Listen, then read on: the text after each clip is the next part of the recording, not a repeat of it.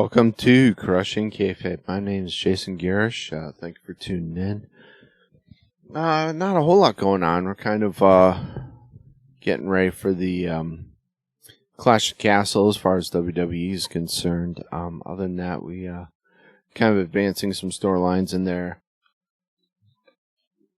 I have a funny feeling that Logan Paul is going to face off against LA Knight, which I was hoping for a long time ago. I think they should have pulled the trigger on that for a while ago. But I mean, as far as things going on, we had, of course, everybody's talking about the Monday night Dom and Liv kissing when Dom ended up inadvertently helping Liv out and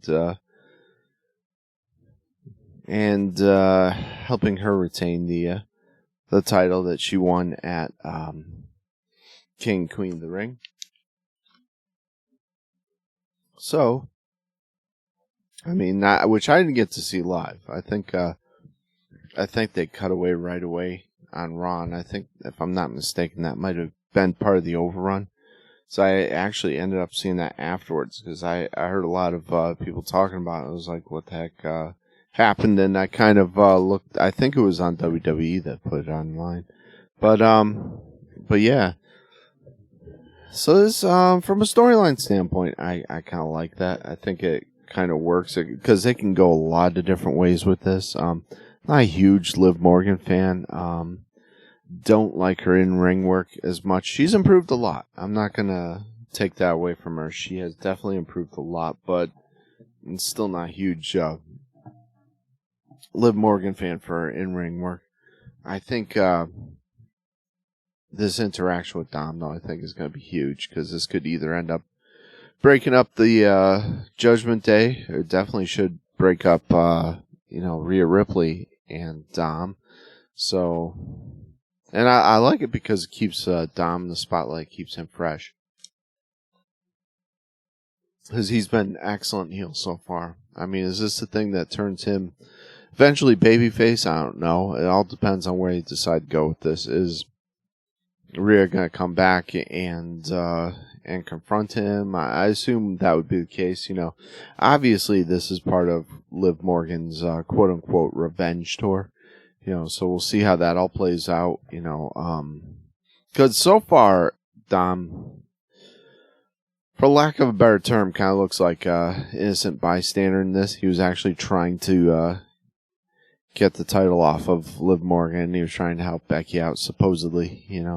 I hope they don't do something stupid with that where that comes in play. But, I mean, Becky's not going to be part of the storyline anyway because her contract has expired and she has not re-signed yet.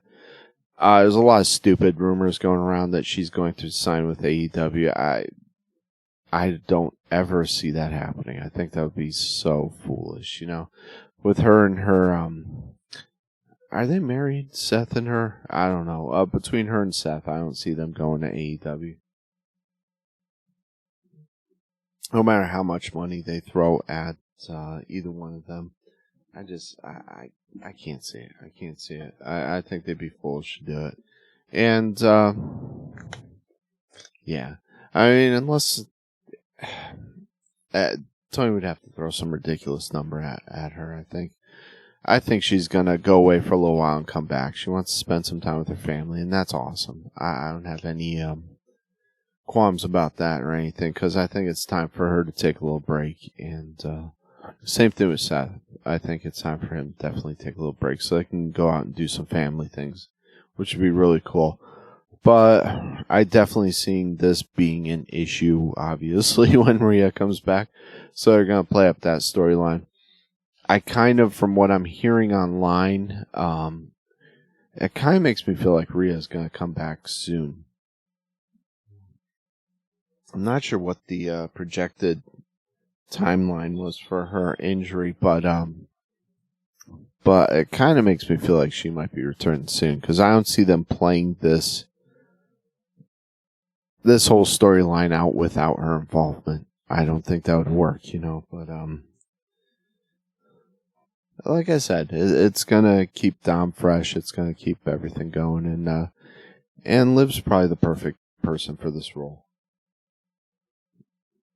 I mean, I don't see Liv becoming a member of Judgment Day unless they turn Rhea full babyface and break her away from Judgment Day.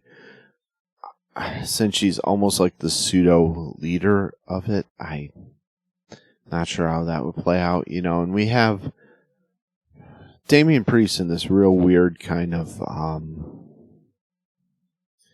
is he a babyface? Is he not? Is it tweener? His promos have been really bad lately, so I don't know what direction they're going with him. He's been really aimless.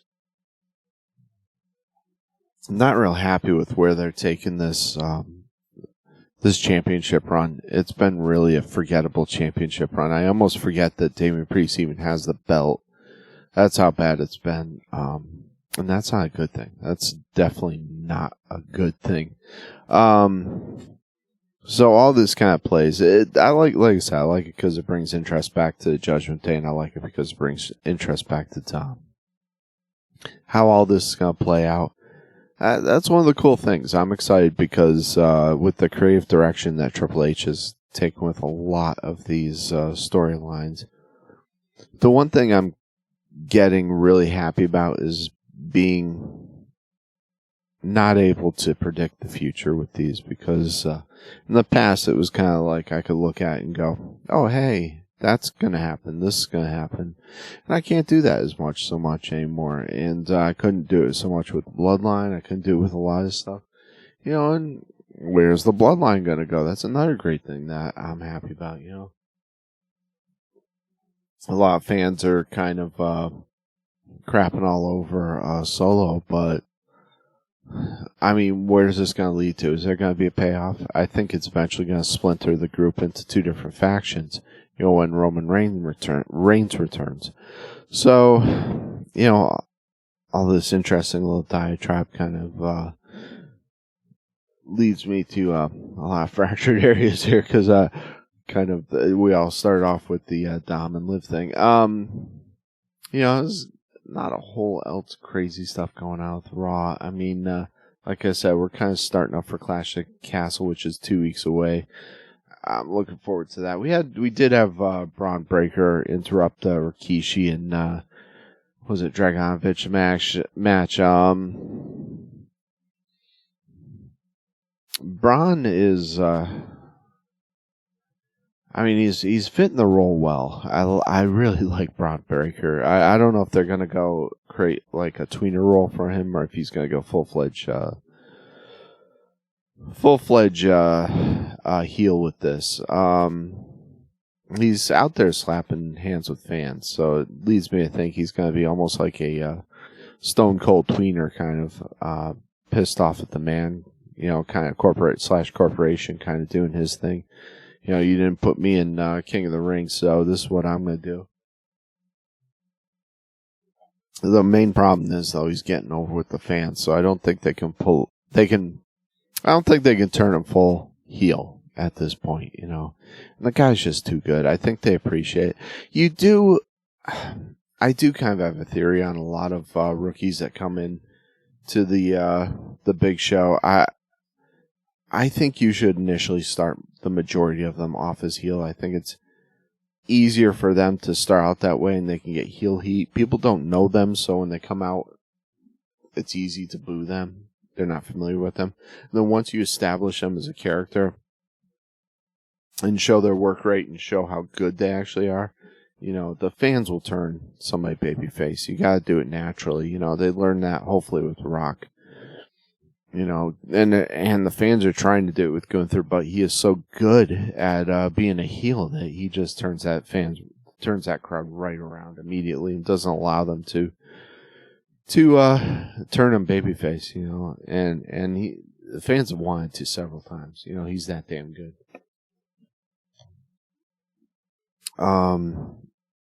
Raw, we had, I'm still wondering what they're going to do with the Creed brothers. It feels like they're being punished at this point, especially losing to AOP. As much as I love Cross and those guys, and I like the Authors of Pain, which thankfully they've changed their finisher because their previous one looked absolutely horrendous. but this looks starting to look much better, and hopefully they can get their act together, because those guys been horrible on the main roster, just doing silly, stupid things like disappearing for 10 minutes at a time in a match, after they get taken out by smaller men. It's just not working, obviously, And I want to see Cross do well. I love seeing Paul Ellering, even though he doesn't seem to be doing a whole lot in this. I mean, he's leading them out to the ring, but that's about it. I don't think the majority of fans know who this guy is and how historically important he is and how much he did for the Road Warriors, / Legion of Doom. So I don't think any of the newer fans and casual fans even know who this guy is, unfortunately.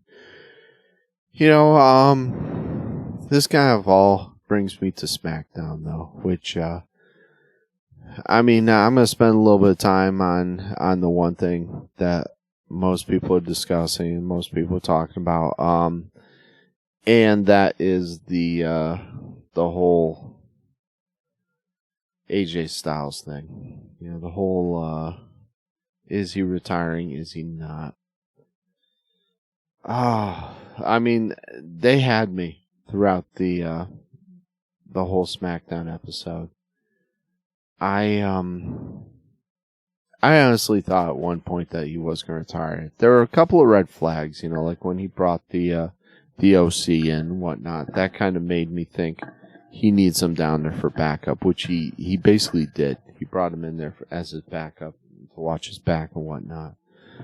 So it looks like the lone wolf of AJ Styles era is over, which is too bad. I kind of liked it, but this is an interesting turn.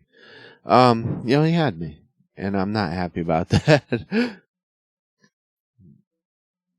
I just heard one of my roosters crow in the background. He had me for a little while. He pulled a Mark Henry on us all. And he went out there, did some great acting.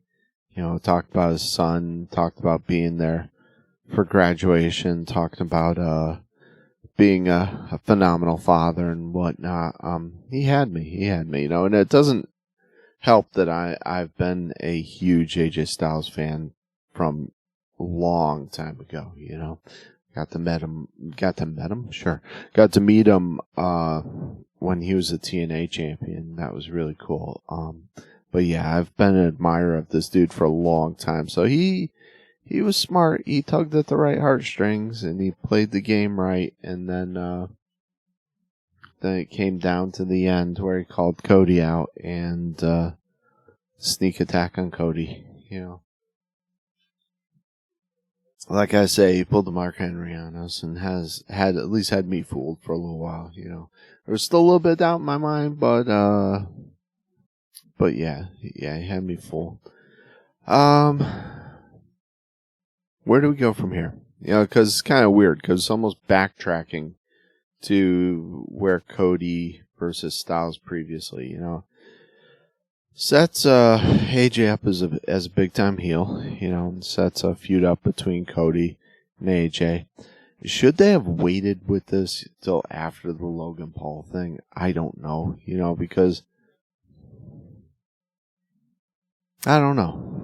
It's interesting timing. I mean, part of the fact that AJ Styles lost him that great match against Cody for the belt kind of adds to the storyline a little bit, but, and then his AJ being told, he has to go back to the line, all this, yada, yada.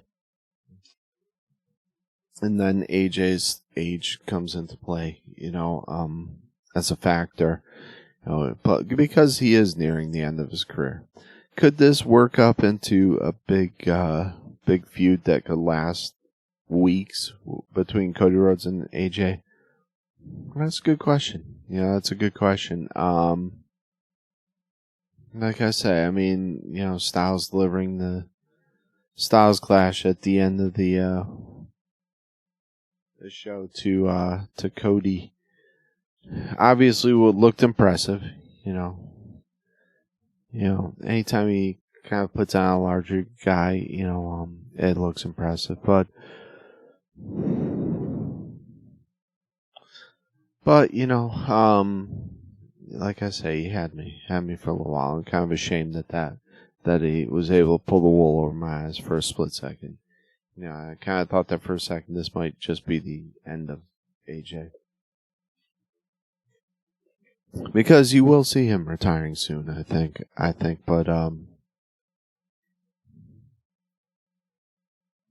But this obviously is not it. We had a couple of decent matches in SmackDown. Other than that, I just kind of want to get the ending out of the way there to talk about AJ. Other than that, not a whole lot going on. I did enjoy the Andrade versus Apollo Crews. I've liked Apollo Crews for a while. And Andrade defeating Crews. I don't think they've allowed this guy to shine. I don't know if it's because he was a smaller guy or whatnot, but this guy came off as being very charismatic on the in NXT, I should say, and they haven't allowed him to do that on the main roster, which is a pity. But I doubt this is going to have too much more between him and Andrade. I think Andrade's main thing is going to be against what the heck is Phantasmo there? What the heck? Legado Fantasma, I think is the end game for this feud. I don't think Crews factors in all that much into this. He's just kind of playing the role of a plot device, kind of to further that feud going down the road. We end up let's see. I'm trying to think. We had the Naomi and Bayley versus Chelsea Green and Piper Niven. Isn't Piper gonna? Yeah, she's gonna end up going up against Bayley. I enjoy that. I like Piper Niven. She's kind of gotten lost in the works, and that's sad because I do like her as a wrestler and personality. Other than that, we got to see Nia Jax, and she's really relishing that whole thing with the crown, isn't she? It's funny because Gunther won't put the crown on because he doesn't like the way it looks.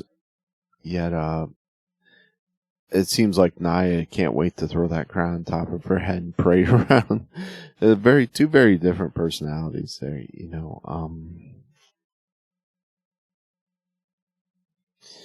Very, very different personalities. I think they should. I think they should put the crown on Gunther. I really do. I think he probably feels it's gonna look silly. I know he's probably. They can always redesign the crown a little bit or fit it to him to kind of make it a little bit better. But yeah, that's like I said. I think it just feels like it's not fitting for his character. He's probably right, but I still think he might be the type of guy that could pull it off. What do we have going on? I don't even remember watching Wednesday night. What was that? May 29th? Let's see. We had more Trent Beretta. I do remember that kind of. He ends up joining Don Callis' faction. Let's see. The Mercedes Moné TBS Championship. That makes me sick. All right. I really wish that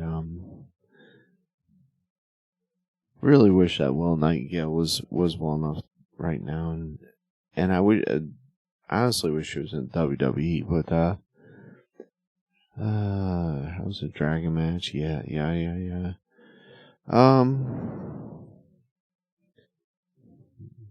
Moxley versus Rocky Romero, big deal. Like I said, they're running this gimmick now with the luring tree with Chris Jericho, and I'm wondering, is it? I'm hoping it's purposely meant to look silly because it does. It's really bad, but Big Bill there, or whatever he's being called these days. He's starting to get a little bit more personality on the mic, and I like that.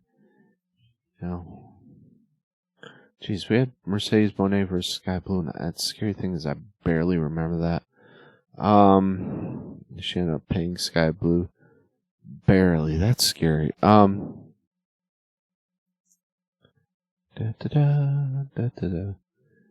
Adam Copeland, I think if I'm not mistaken, his leg was broken at Double or Nothing. So we're not gonna see him for a little while. You know, so obviously the Young Bucks have came out to announce their relinquishing of the TBS title. I'm sorry, not TBS title, TNT title. TBS is the women's title. So we're not going to see Edge for a little while, which sucked. He's one of the few high points on the show, but such is AEW. Unfortunately, a real safe work environment. Not. Other than that, man, not a lot else going on in wrestling that I can think of right now. I did get to see one of the episodes for the Billy Corgan thing there. I forget what they're even calling it. I enjoyed it. I'd like to see the rest of them. I think there's a whole bunch of them on the CW app now. Which I didn't. I actually enjoy it more than watching NWA. And not that I don't like NWA. I just it's hard to follow because I don't know a lot of the current wrestlers. And man, EC3 is the champ right now. And have you seen this dude? He doesn't look healthy. Does anybody know what's going on with EC3? He just looks like he's lost some muscle mass. I know he's ripped. His body fat percentage is real low, which you don't generally see on wrestlers, but it almost looks sickly because it's so low. You can see a ton of striation in his muscle, and his speaking pattern now is weird. I liked him when he was, Ethan Carter, EC3 in TNA when he had the championship and whatnot. I thought he was excellent in that role, and now this new thing I really don't get or understand. Hey, it's coming up on 5 minutes here, so why don't I start winding down the show? So, give some plugs. CrushingKayfabe.com. Check us out, Crushing with a K. Check us out on wow, brain went completely dead for that for a little while. Patreon. Become a patron of the show for just $1 a month, and you'll be able to listen to or watch the shows ad-free for just $1 a month, and you're contributing, helping the shows get better and helping keep the lights on and whatnot. So patreon.com, do a search for Crushing Kayfabe, Crushing with a K. If you're in Western Tennessee, check us out and Then and Now, downtown Trenton. It's right in the square across from the courthouse. You can't miss it. It's a big sign that says Then and Now. So tell them Crushing Kayfabe sent you. The owner, Cheyenne, just recently had a baby, so congratulations to her. But yeah, check us out there. We have a booth there. Go get some handmade items that my wife made and whatnot. Other than that, thank you for watching the show. Prayers going out to Ukraine, to Israel, and thank you, and God bless.